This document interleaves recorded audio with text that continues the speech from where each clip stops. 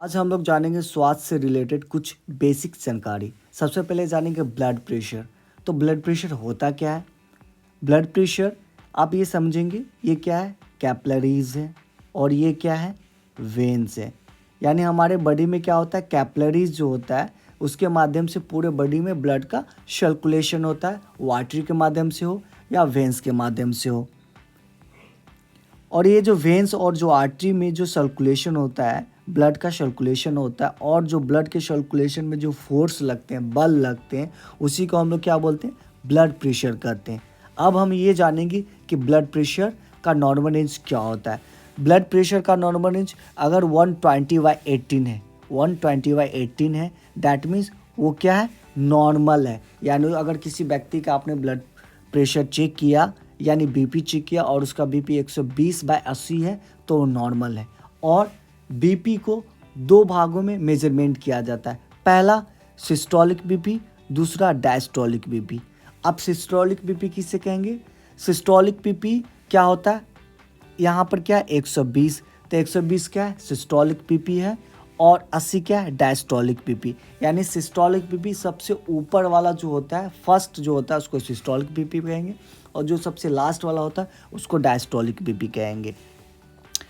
अगर किसी व्यक्ति का 130/85 बीपी है तो वो नॉर्मल है, यानी कंट्रोल में है। क्या है? कंट्रोल में है। तो यहाँ पर 130 क्या है? सिस्टोलिक बीपी कहेंगे, और 85 को क्या कहेंगे? डायस्टोलिक बीपी कहेंगे। 140/90, अगर किसी व्यक्ति का आपने बीपी चेक किया और उसका बीपी 140/90 है, तो उसका बीपी क्या है? हाई है, यानी थोड़ा बहुत बढ़ा हुआ है। अगर 150/95 है, अगर आपने किसी व्यक्ति का ब्लड प्रेशर चेक किया और उसका ब्लड प्रेशर 150/95 मीन्स 150/95 है, तो उसका ब्लड प्रेशर हाई है, बहुत ज़्यादा बढ़ा हुआ है। अगर आपका ब्लड प्रेशर 115/95 यानी 150 से 195 से अगर ज़्यादा है, तो आपको डॉक्टर से कंसल्ट करना चाहिए। डैट मीन्स आपका ब्लड प्रेशर बढ़ा हुआ है। अब हम लोग जानेंगे ऑक्सीजन लेवल कितना होना चाहिए, किसी व्यक्ति में ऑक्सीजन का कितना लेवल होना चाहिए, तब हम बोलेंगे एबनॉर्मल है, यानी सामान्य है, या ज़्यादा है, या घटा है, या बढ़ा है। तो ऑक्सीजन क्या होता है? अगर किसी व्यक्ति को ऑक्सीजन का लेवल कम है तो उसको ऑक्सीजन यानी ब्रीथनेस लेने में कठिनाई होगी। होता क्या है? यानी रिस्पायरेटरी सिस्टम क्या होता है, जिसको हम बोलते हैं रिस्पायरेशन। यानी रिस्पायरेशन क्या होता है? रिस्पायरिंग यानी ऑक्सीजन का लेवल। यानी अगर आप ऑक्सीजन मेंटेनेंस नहीं करते हो तो क्या होता है? नॉर्मल व्यक्ति CO2 ऑक्सीजन या ऑक्सीजन लेता है और CO2 मुक्त करता है, कार्बन डाइऑक्साइड मुक्त करता है। तो उसी का जो लेवल होता है उसको हम लोग काउंट करते हैं, मेजर करते हैं, नॉर्मल है, एबनॉर्मल है। तो सबसे पहले जानेंगे लेवल ऑफ ऑक्सीजन, यानी ऑक्सीजन का लेवल कितना होना चाहिए। तो हम लोग बोलेंगे वो नॉर्मल है या एबनॉर्मल है। तो ऑक्सीजन को हम किससे चेक करते हैं? पल्स ऑक्सीमीटर से हम लोग ऑक्सीजन का लेवल को चेक करते हैं। और है किसी का ऑक्सीजन लेवल, किसी का क्या है? 94। आपने पल्स ऑक्सीमीटर से चेक किया और उसका ऑक्सीजन 94 है, मीन्स उसका ऑक्सीजन बिल्कुल ठीक है, यानी नॉर्मल है, सामान्य।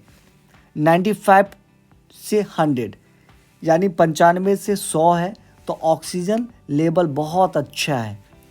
90 से 93 यानी 90 से 93 है, तो ऑक्सीजन लेवल ज़रा सा कम है। यानी किसी का अगर आपने पल्स ऑक्सीजन चेक किया पल्स ऑक्सीमीटर से और उसका ऑक्सीजन लेवल 90 से 93 है, इसका मतलब ऑक्सीजन थोड़ा बहुत कम है। अगर 80 से और 89 यानी 80 से 79 है ऑक्सीजन लेवल, तो उसका ऑक्सीजन बहुत कम है। दैट मीन्स क्या होता है? अगर आप ऑक्सीजन मेंटेनेंस नहीं करोगे, जैसे COPD पेशेंट पे क्या होता है, उसमें ब्रीथनेस प्रॉब्लम होता है, यानी उसको ऑक्सीजन लेवल मेंटेनेंस नहीं कर पाता। अगर आप COPD अस्थमा वाले पेशेंट को अगर कभी भी आप पल्स ऑक्सीमीटर से अगर उसका ऑक्सीजन लेवल चेक करोगे, तो हमेशा उसमें क्या होता है? ऑक्सीजन लेवल घटा रहता है, यानी कमा रहता है ना। 10 कदम चलने के बाद वो क्या हाँफने लगते हैं। डैट मीन्स क्या होता है? उसमें ऑक्सीजन का लेवल मेंटेनेंस नहीं कर पाते हैं। तो नॉर्मल ऑक्सीजन का नॉर्मल क्या होता है? 94 to 100। अगर किसी व्यक्ति का आपने ऑक्सीजन चेक किया और उसका 94/100 है, डैट मीन्स उसका ऑक्सीजन लेवल नॉर्मल है। अगर आपको 80 से 89 के बीच में रह रहा है, 80 से 79 के बीच में ऑक्सीजन लेवल है, दैट मीन्स आपका ऑक्सीजन लेवल बहुत कम है। अगर इतना आपका ऑक्सीजन लेवल है तो डॉक्टर की सलाह आपको लेना चाहिए। अब बात करेंगे पल्स रेट। पल्स रेट को हम लोग क्या बोलते हैं? Heart rate. हार्ट रेट क्या होता है? हार्ट रेट क्या होता है? पल्स रेट क्या होता है? हम हार्ट जो होता है, हार्ट का क्या काम है? पंप करना। जैसे वो पंप करता है, हमारे बॉडी में पूरा ब्लड का सर्कुलेशन होता है, सप्लायर होता है, तो उसी को काउंट करता है, मेजर करता है, जिसको हम लोग बोलते हैं पल्स रेट बोलते हैं। पल्स रेट 72 प्रति मिनट। अगर आपका पल्स रेट 72 है, अगर 1 मिनट में 72 पर मिनट आपका हार्ट बीट कर रहा है, डैट मीन्स वो स्टैंडर्ड है, बहुत अच्छा है, नॉर्मल बोल सकते हैं। 60 से 80 प्रति मिनट, यानी आपका हार्ट रेट 60 से और 80 के बीच में है, डैट मीन्स वो नॉर्मल है, जिसको हम लोग बोलेंगे मध्यम है। अगर आपका हार्ट रेट 90 से लेकर और 120 प्रति मिनट है, तो इसका मतलब आपका हार्ट रेट बढ़ा हुआ है। हार्ट का नॉर्मल रेंज क्या होता है, जिसको पल्स रेट नॉर्मल रेंज क्या होता है? आपका पल्स रेट नॉर्मल कितना होना है? 60 to 100। अगर आपका पल्स रेट 60 और 100 के बीच में अगर आपका पल्स रेट है, डैट मीन्स वो नॉर्मल है। और 60 से ज़्यादा है, 60 से ज़्यादा यानी 65, 70, 80, 85, 100, यानी 60 और 100 के बीच में तो नॉर्मल है पल्स रेट। अगर 60 से कम है, डैट मीन्स आपका पल्स रेट कम है, और 100 से ज़्यादा है तो पल्स रेट बढ़ा हुआ है। अब जानेंगे बॉडी टेम्परेचर, यानी शरीर का तापमान। शरीर का तापमान को चेक करने के लिए हमको क्या चाहिए? डिजिटल थर्मामीटर से हम लोग बॉडी का टेम्परेचर करते हैं, और पारा वाला से भी हम लोग बॉडी का टेम्परेचर को मेजरमेंट करते हैं, यानी चेक करते हैं। 92 से लेकर 98.6 डिग्री, यानी किसी का आपने बॉडी टेम्परेचर चेक किया, यानी फीवर आपने चेक किया, और उसका 92 यानी 92 से लेकर 98.6 यानी 98.6 डिग्री है, डैट मीन्स उसको बुखार नहीं है, नॉर्मल है। अगर 99 डिग्री फ़ारेनहाइट है, अगर आपने किसी का टेम्परेचर चेक किया और उसका 99 डिग्री फ़ारेनहाइट है, डैट मीन्स थोड़ा बहुत बुखार है। अगर 100 डिग्री से लेके 102 डिग्री तक है, अगर किसी व्यक्ति का आपने फीवर चेक किया और उसका फीवर 100 से लेकर 102 डिग्री 103 डिग्री है, इसका मतलब क्या है? उसका टेम्परेचर बढ़ा हुआ है, यानी उसको ज़्यादा बुखार है। अब हम लोग बात करेंगे ब्लड शुगर का, यानी अगर आपके बॉडी में शुगर का लेवल कम भी जाता है, फिर भी आपको प्रॉब्लम होता है, यानी ब्लड में क्या होता है? ग्लूकोज की मात्रा कम जाती है, और जैसे ग्लूकोज की मात्रा कम जाने से भी आपको प्रॉब्लम होता है। तो सबसे पहले जानेंगे कि glucose, it is the maintenance of blood glucose level with in the normal range. Means यानी ब्लड शुगर जो होता है, ब्लड शुगर क्या होता है? यानी हमारे बॉडी में ग्लूकोज की लेवल कितना है, उसको काउंट करके हम लोग किसको बोलते हैं? ब्लड शुगर बोलते हैं, यानी वो मेजरमेंट, यानी नॉर्मल ब्लड शुगर कितना होना चाहिए। The blood glucose level must be maintained within the narrow limit of 70 to 100 mg per day। यानी अगर आपका शुगर लेवल, ग्लूकोज का लेवल अगर 70 से लेके 100 के बीच में अगर आपका शुगर लेवल है, डैट मीन्स वो क्या है? नॉर्मल है, ये सामान्य है। Normal glucose level of fasting, आप अगर आपका शुगर लेवल RBS, जिसको बोलते हैं रैंडम ब्लड शुगर, तो रैंडम ब्लड शुगर को हम लोग शॉर्ट फॉर्म में RBS लिखते हैं। फास्टिंग में कितना होना चाहिए? 70 to 110, यानी अगर आपने फास्टिंग में किसी व्यक्ति का शुगर लेवल चेक किया और उसका शुगर कितना है? 70 से 110 के बीच में, डैट मीन्स वो नॉर्मल है। Post prenatal blood sugar level is 120 140, that means normal. above and below the above level is the considered at, यानी RBS जो नॉर्मल रेंज कितना होना चाहिए? रैंडम ब्लड शुगर का नॉर्मल 70 to 114 अगर है तो वो नॉर्मल है। अगर आपने किसी व्यक्ति का शुगर चेक किया और 70 से 140 के बीच में, तो वो नॉर्मल है। फास्टिंग में कितना होना चाहिए? 70 से 110, अगर फास्टिंग में चेक किया 70 से 110 नॉर्मल है। अब एबनॉर्मल कब कहेंगे शुगर लेवल, यानी ज़्यादा है या कम है? तो हम लोग उसमें दो कैटेगरिया में जानना जाता है, हाइपोग्लाइसीमिया और एक हाइपरग्लाइसीमिया।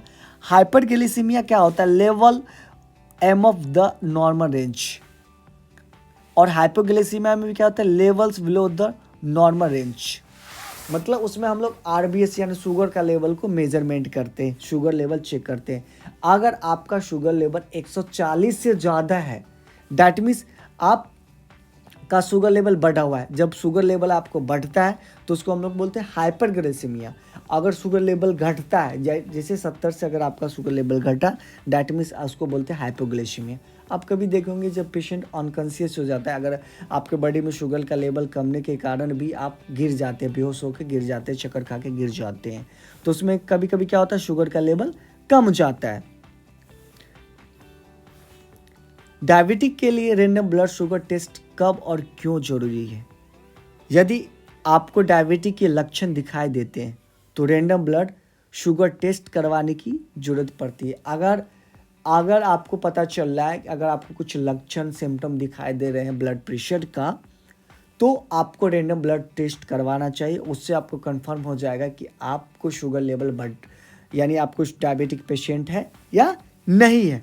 लक्षणों को देखते हुए आप डॉक्टरों को भी टेस्ट करवाने की सलाह दे सकते हैं। अगर आपको कुछ लक्षण देख रहे हैं डायबिटिक पेशेंट का, तो आप डॉक्टर को सजेस्ट कर सकते हैं टेस्ट के लिए, रैंडम ब्लड शुगर के लिए, डायबिटिक पेशेंट के लिए। वो क्या होना चाहिए, लक्षण क्या होना चाहिए, बार बार पेशाब जाना। अगर आप बार बार पेशाब जा रहे हैं, ये भी डायबिटिक पेशेंट का लक्षण हो सकता है। ज़्यादा प्यास लगना, पर्याप्त खाने के बाद भी भूख लगना, बिना कारण वजन घटना, अत्यधिक थकान होना, धुंधलापन दिखाई देना, चोट और घाव धीरे धीरे ठीक होना। अगर ये 6 से 7 लक्षण अगर आपको रेगुलरली दिख रहे हैं, दैट मीन्स आप डायबिटिक पेशेंट का शिकार हो सकते हैं, और उस कंडीशन में आपको आरबीएस रैंडम ब्लड शुगर का एक टेस्ट करवाना चाहिए, जिससे आपको पता चल सकता है कि आप डायबिटिक पेशेंट है या नहीं है। जानिए रैंडम ब्लड शुगर टेस्ट का परिणाम। अब ये जानना है कि जब रैंडम ब्लड शुगर का टेस्ट का रिजल्ट आता है तो उसका क्या परिणाम, क्या रिजल्ट होता है। किसी स्वस्थ व्यक्ति का यानी नॉर्मल व्यक्ति का डायबिटिक शुगर लेवल, अगर रैंडम ब्लड ग्लूकोज का जो लेवल होता है, शुगर का लेवल होता है 140 mg/dl है या इससे कम है, तो यह सामान्य होता है। कितना होना चाहिए, 70 से 140, तो वो नॉर्मल है। किसी सामान्य व्यक्ति का 70 से 140 के बीच में है तो वो नॉर्मल है। यदि रैंडम ब्लड ग्लूकोज का लेवल 140 से 200 के बीच के है तो वो डायबिटिक हो सकते हैं। यदि आपको रैंडम ब्लड ग्लूकोज 200 mg/dl या इससे अधिक है तो आप डायबिटिक पेशेंट हैं।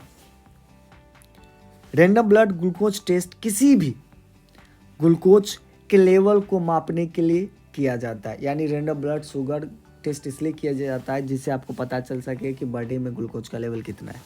डायबिटिक को कंफर्म करने के लिए, किसी व्यक्ति को डायबिटिक है यानी ये डायबिटिक पेशेंट है या नहीं, कंफर्म करने के लिए हम लोग क्या करते हैं, रैंडम ब्लड टेस्ट लैब से टेस्ट करवाते हैं और इससे कंफर्मेशन किया जाता है कि इस डायबिटिक पेशेंट है या नहीं।